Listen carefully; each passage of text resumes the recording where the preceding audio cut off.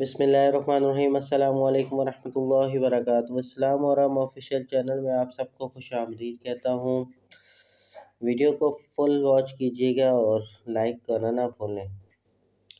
تنہائی میں انٹرنیٹ استعمال کرنے کا غلط استعمال کرنے والوں کے نام، رونگٹے کھڑے کر دینے والی حدیث۔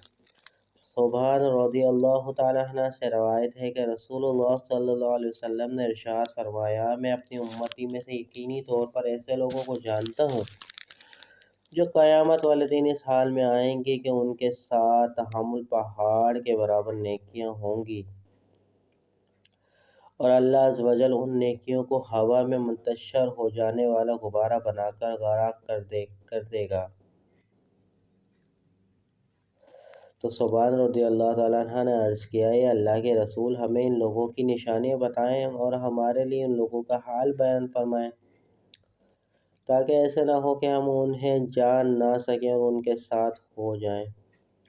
تو رسول اللہ صلی اللہ علیہ وسلم نے ارشاد فرمایا، وہ لوگ تم لوگوں کے دینی بھائی ہوں گے، تم لوگوں کو جلدی ظاہر پہچان اسلام میں سے ہی ہوں گے، رات کی عبادت میں اسی طرح حصہ لیں گے جس طرح تم لوگ لیتے ہو، یعنی کہ تم لوگوں کی ہی طرح قیام اللیل کیا کریں گے، لیکن ان کا معاملہ یہ ہوگا کہ جب وہ لوگ اللہ عز و جل کی حرام کردہ چیزوں اور کاموں کو تنہائی میں پائیں گے تو انہیں استعمال کریں گے۔ یا اللہ، ہمیں پلک جھپکانے کے مقدر کے برابر بھی ہمارے نفس کے حوالے نہ کریں، آمین یا رب العالمین۔